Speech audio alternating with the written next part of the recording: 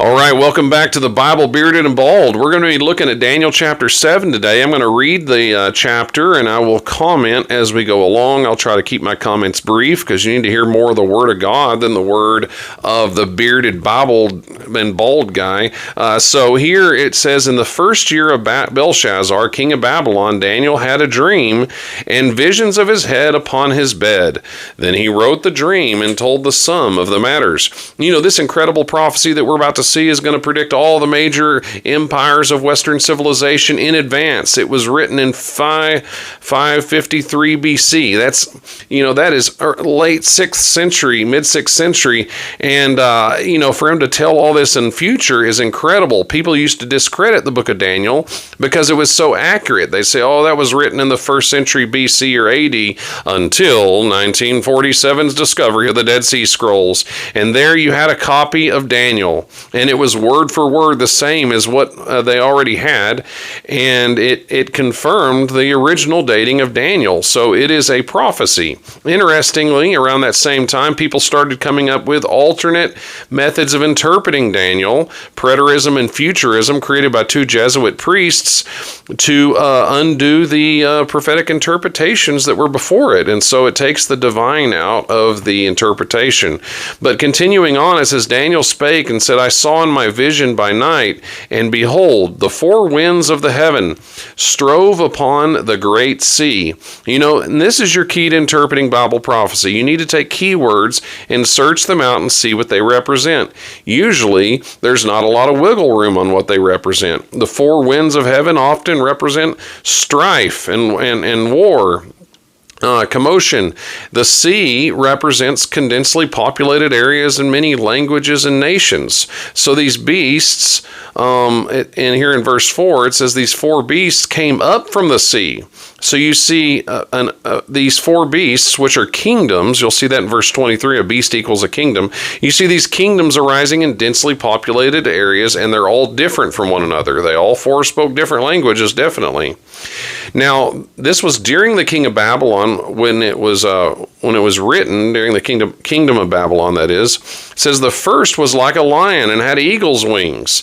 It is no secret that one of the chief deities of Babylon was a lion with eagle's wings. I've been to Istanbul and seen part of the Ishtar Gate, and you have this lion with eagle's wings.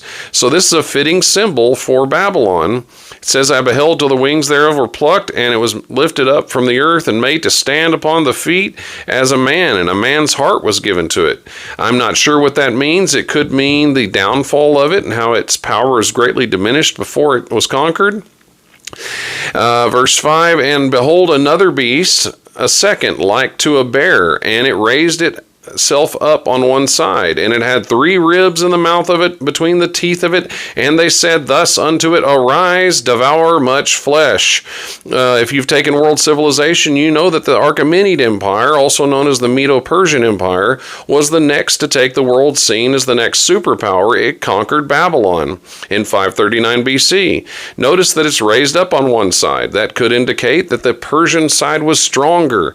The three ribs in his mouth seem to represent the three empires it had to conquer in order to establish its boundaries. That's the Lydian kingdom, Babylon, and also the Egyptian Empire. And it says, arise, devour much flesh. The Persians conquered many in order to establish their kingdom. Verse 6, and after this I beheld, and lo, another like a leopard, which had upon the back of it four wings of a fowl. And the beast had also four heads, and dominion was given to it. It's interesting that the Macedonian Greeks, when they conquered the Medo-Persian Empire, they conquered the Achaemenids in record time. And Alexander wanted to keep going into India, but his troops said, hey, let's rest. And so they spread Greek civilization everywhere they went. But notice, a leopard is known for its speed, especially a leopard with four wings. So this is denoting the speed at which the Macedonian Greek Empire conquered the then known world. And it says he also had 4 heads. It mentions that afterwards, because when Alexander died, whether it was poisoning or alcohol poisoning or malaria, we're not sure, but he died in Babylon. And before he was dying, they said, who does the kingdom go to? And he is purported to say, the strongest. And it is a historical fact that the most of that empire was divided up among his 4 main generals, Seleucus, Ptolemy, Cassander, and Lysicamus. There were still other little city Greek states, but for the most part, it was divided into 4. So you have the 4 heads. And after this I saw in the night visions, and behold, a 4th beast, dreadful and terrible, and strong exceedingly, and it had great iron teeth. It devoured and brake in pieces, and stamped the residue with the feet of it. And it was diverse from all the beasts that were before it, and it had 10 horns. Everyone pretty much knows that the kingdom that conquered Greece slowly but surely and eventually completely in 31 BC at the Battle of Actium when they took Egypt, that it was Rome, the Roman Republic, and then the Roman Empire is this 4th beast. It's called dreadful and terrible, and it had iron teeth. Often it's called the Iron Monarchy of Rome. And notice it says it has 10 horns. Beasts use their horns for fighting and also for defense. We're going to find out that these horns represent kings. These are kings that did the mercenary work for the Roman Empire. And it says, I considered the horns, and behold, there came up among them another little horn, before there were 3 of the first horns plucked up by the roots. And behold, in this horn were eyes like the eyes of a man, and a mouth speaking great things. Okay, so very interesting. When Rome fell, it was basically divided among the nations that were within its realms. You had the Frankish kingdom that became modern-day France. You had the Burgundian kingdom that became modern-day Switzerland, and the Sueve that became the Portuguese. You had the Visigoths that became Spanish. So it's real interesting to see history spoken of so clearly. But notice it says, after this, a little horn comes up. Very interesting. He says, eyes like the eyes of a man, and a mouth speaking great things. So who is this cocky little horn, this cocky little kingdom that comes up out of Rome? Remember, it comes out of Rome.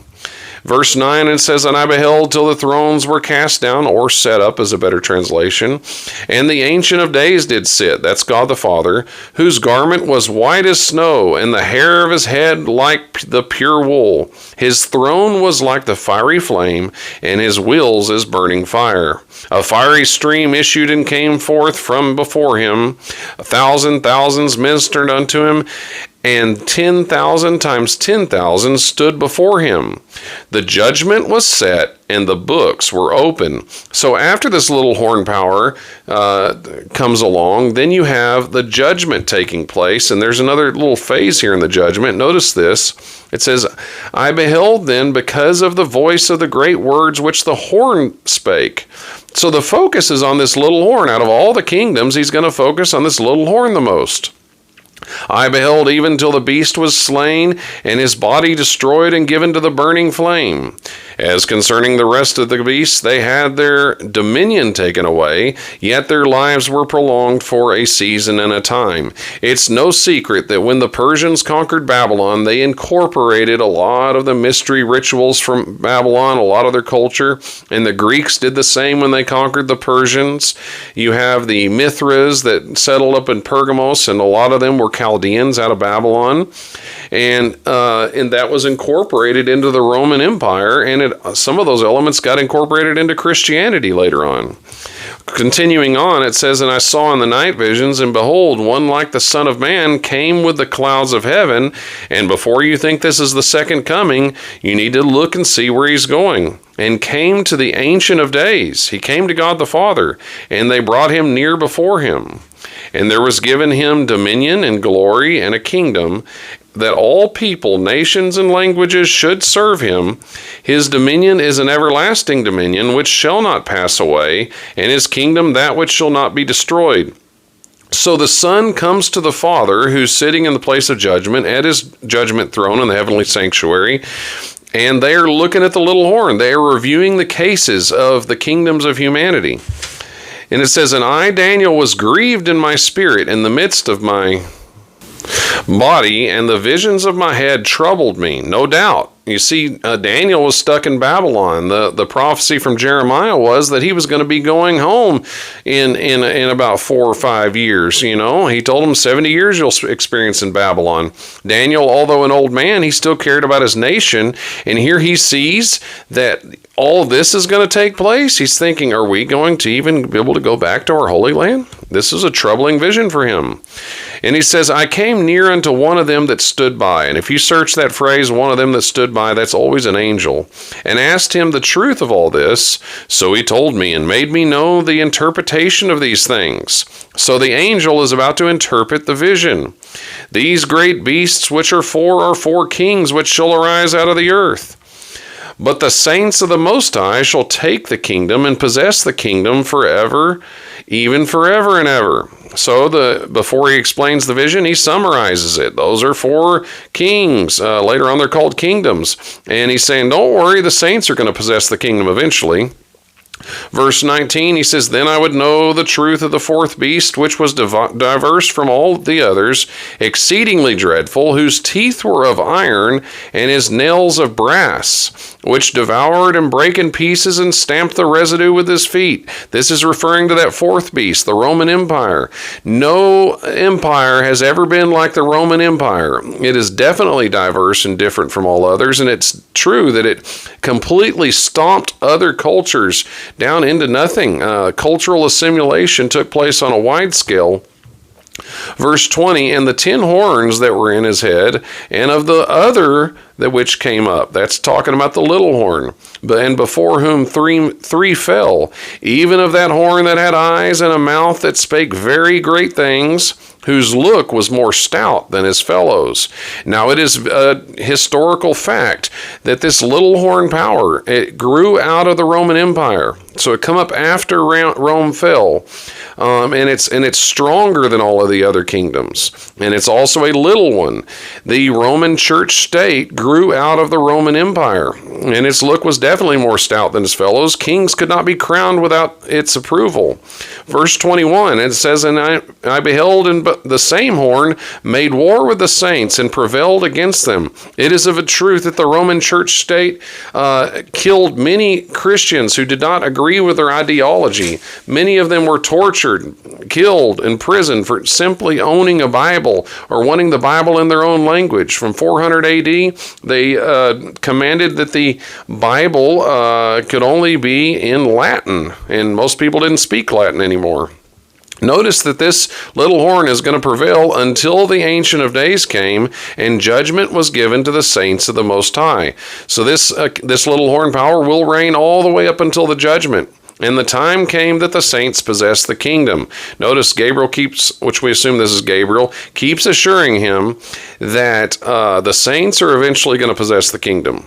Verse 23, Then he said, The 4th beast shall be the 4th kingdom upon the earth, which shall be diverse from all other kingdoms, and shall devour the whole earth.